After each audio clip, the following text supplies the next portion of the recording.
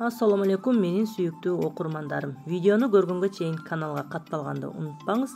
Мына биз бүгүн ушул болгону 2 метр 10 сантиметр штапель материалдан базалык көйнөк бычып тиккенди үйрөнөбүз. Бул жерде көйнөгүбүздүн ширинасы 80 сантиметр болуш керек, бир тарабы. Алдыңкы тарабы гана 80 болуш керек. Ал үчүн бизде көйнөгүбүздүн узундугу жетпей калат. Себеби биздин көйнөгүбүздүн узундугу болгону 1 метр 15 сантиметр материалыбыздын гүлүнө карап эки тараптан кылып туруп бычсак боло берет. Себеби гүлдөрү ар кандай түшкөн болсо, анда материалдын ылдыйын, өйдөсүн бири-бирине айкалыштырып бычсак болот. Мына бул жерде азыр көйнөктүн узундугун өлчөп алабыз. 1 метр 15 сантиметр болуш керек. Тигиши ичинде. Бул жерди белгилеп алабыз. Ошондо бизде 1.15 алып салсак, где-то 95 сантиметрдей эле материал калып калат экен наркы бетине. Аны кийинки процессте көрсөтөм. Азыр эми биз ушул ширина бойдон 80 сантиметрлик ширина бойдон бүктөйбүз дагы. Жанагы эле мен көрсөтүп жүргөн стандартный өлчөмдөр менен мойнун, жакасын, желкелерин бычып алабыз. Бул жерде мойнуна 8 сантиметр оюлду, ылдыйга 3 сантиметр түшөбүз.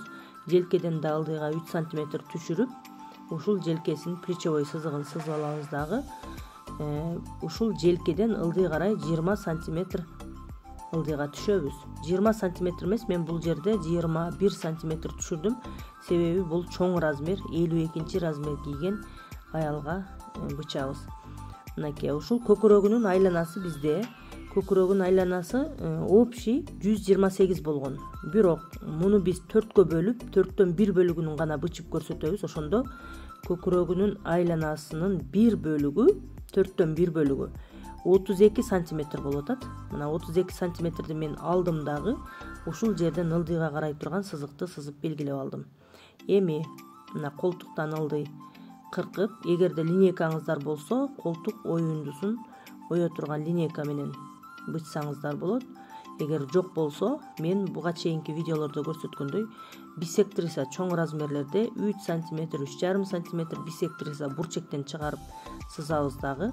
Анан ушул овальный сызыкты сызып алабыз. Эгер линейка жок болсо, бисектриса менен, линейка бар болсо, бизге өтө ыңгайлуу линейканын жардамы менен тоголок кылып оюп алсак болот. Мынакей бул жерден азыр колтуктан ылдый кең көйнөк болуш керек бизде. Как трапеция сыяктуу. Ошондо курсактары бизде бел айланасы 31 сантиметр болгон, көкүрөккө караганда ичкерээк болгон. Жамбаш айланасын биз өлчөгөн эмеспиз, себеби бизге ал керек эмес. Көкүрөктөн ылдый кең көйнөк болгон үчүн көкүрөк менен жамбаш основном бирдей чыгышы мүмкүн. Мына бул жерде колтуктан ылдый 20 сантиметр түшүрдүк. Бул примерно биздин бел айланабыз болуп эсептелет. Мына бел айланабыз бизде 1 сантиметрге ичке болгондугу үчүн бул жерде айта кетүүчү нерсе, биздин өлчөмдөрүбүз прибавкасы менен кошо өлчөнгөн өлчөмдөр.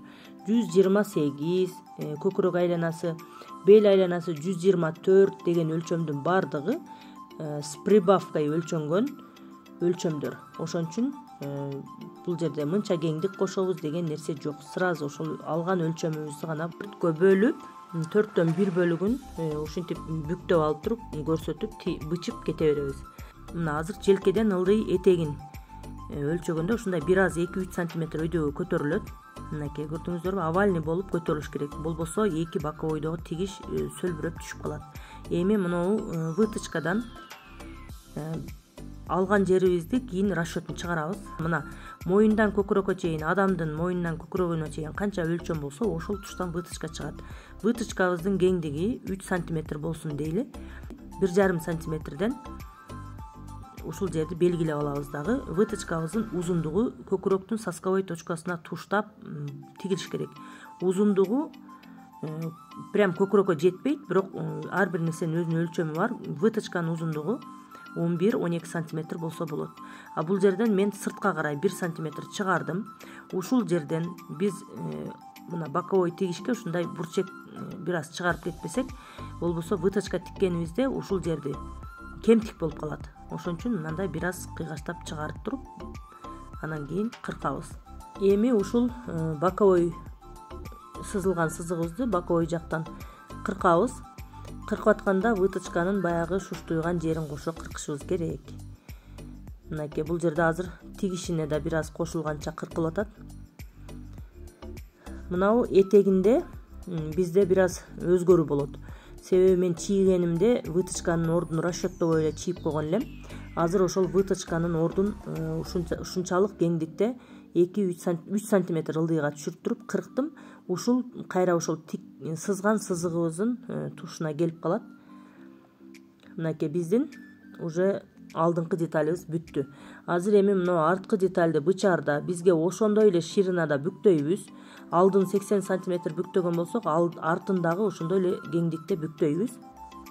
Бизде бул арткы детальда кокеткасы менен түшө турган болуп калды. Себеби бизде материал өтө 2 метр 15 сантиметр эле болгон үчүн көйнөгүбүздүн узундугу 1,15 болуш керек эле. 1,15ти алып салганда нар жагында 1 метрдей эле 1 метр 95 сантиметрдей эле материал калып калды. Ошон үчүн биз желке жакка 20 сантиметрдей кокетка кошуп кое турган болуп атабыз. Примерно тигиштери менен мен 20 сантиметр деп айтып атам. Мынакей азыр бул жерде мына алдыңкы детальда уже колтук оюндусу оюлуп калат. Себеби кокеткабыз ошо колтук оюндусунун тоголок болуп оюлган жеринен жогору жагына тигилет экен. Ошон үчүн мына алдыңкы детальдан биз бул желкедеги позвоночниктин тушуна 5 сантиметрден 10 сантиметр бүктөлгөн эмелер болот го, складкалар. Ошондой кылып складка салабыз. Ошон үчүн 10 сантиметрдин расчетун алып бул жакка жылдырып туруп, анан кийин боковой сызыкты бычып даярдап алабыз. Калган жактарыбыз бирдей болуп бычылат. Этегинде разница болушу мүмкүн. Кийин основать эткенде этегин көйнөгүбүз тигип бүткөндө этегин дагы кошуп, баарын өлчөп туруп, кайра башынан тегиздейбиз этек жагын. Себеби выточкага кирип кеткен жерлери болот. Тигишке киргенде минусовать этилет. Азыр мынакей колтук жакты бирдейинен теңдештиребиз. Бизде астыңкы деталь, бул арткы бөлүктө колтук оюндусу уже даяр оюлду. Азыр бул жерди өлчөп туруп, мына желкеден өлчөгөндө 20 сантиметр тигиштери менен кокетка коюлат. Кокетканы биз коердо биринчи бул майда детальдарды акырында бычышыбыз керек. Мен азыр биринчи жеңин бычып алышым керек. Себеби бул жерде материал өтө аз кусок ашып аткан үчүн биринчи азыр жеңин бычып чыгарып алышыбыз керек. Андан ашкан материалдан кокеткасын бычабыз. Себеби кокетка бул аз эле өлчөмдөгү кусок материал. Ошон үчүн биринчи жеңин чыгарып алабыз. Андан кийин кокеткасын, аптачкаларын калган кусоктордон бычабыз. Кандай кийим тиксек дагы сөзсүз түрдө чоң детальдарды биринчи материалга карап бычып алабыз. Кээде материалыбыз аз болуп калышы мүмкүн. Мынакей азыр бизде булчуңубуздун айланасы 22 сантиметр болгон. Бул жерде с прибавкой булчуңубузга кеңдик кошулган. Ошол кошулган кеңдик менен эндеп туруп бүктөгөнүбүздө 23 сантиметр болуп атат. Тигиши менен кошо.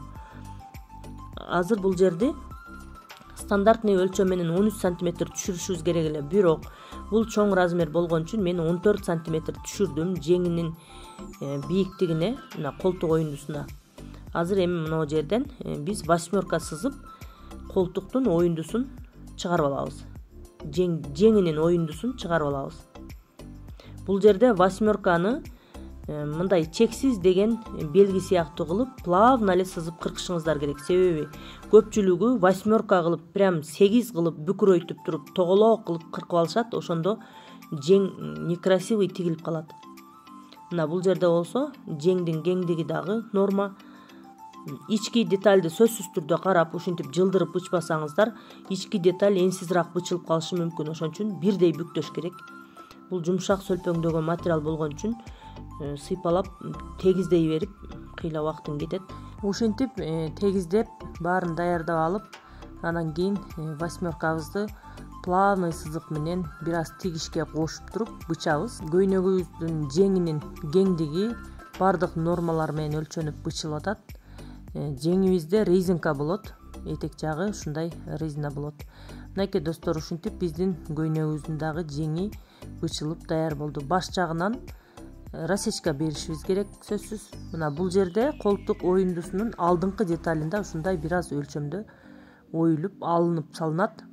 мына бул жерге расечка берсек биздин уже жеңибиз даяр болот. Мынакей биздин жеңибиз да уже даяр болду. Болгону 2 метр 15 сантиметр материалдан ушинтип айласын таап бычсак болот. Бул жерде базовый өлчөм менен жөнөкөй эң жөнөкөй үйгө кие турган көйнөк бычылып атат. Мына алдыңкы детальды үстүңкү мына көкүрөктүн алды жагын арткы мына материалга коюп туруп азыр биз кокеткасын даярдап алабыз. Арткы кокетканы даярдаш үчүн биз ошо желкелерди кудушундагы эле өлчөп алабыз. Ошентип эле колтук оюндусун бычып алабыз.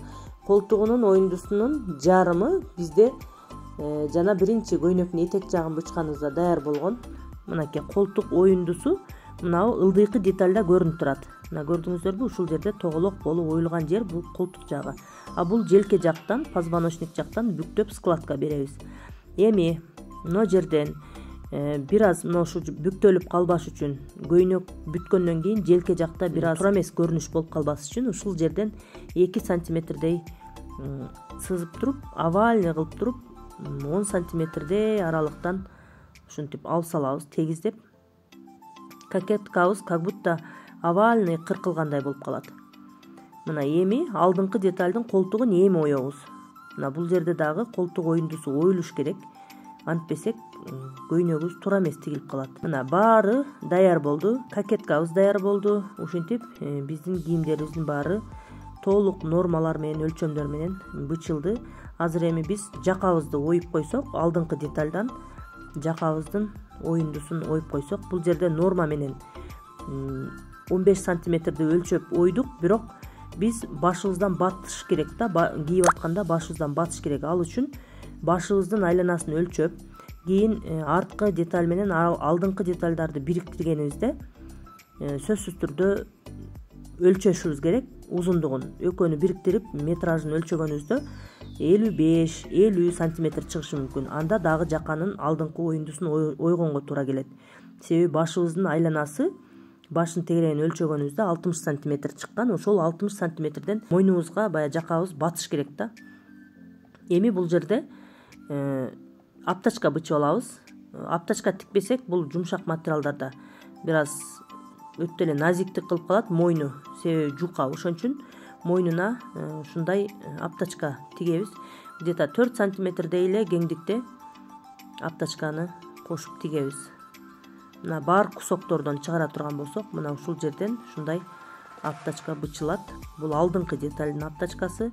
Эсиңиздерде болсун, аптачка тигерде сөзсүз түрдө арткы детальга дагы, алдыңкы детальга дагы дублирин жабыштырышыбыз керек. Флизелин катуу болуп калат. Флизелинди жууганда клейлери ажырап кетет. Ошон үчүн ткань дублиринден жабыштырсаңыздар өтө жакшы болот. Өзү материалдай болуп, жумшак болуп турат. Мынакей ушинтип биздин көйнөк бычуу процесси аягына чыкты. Видео жаккан болсо сөзсүз лайктан басыңыздар.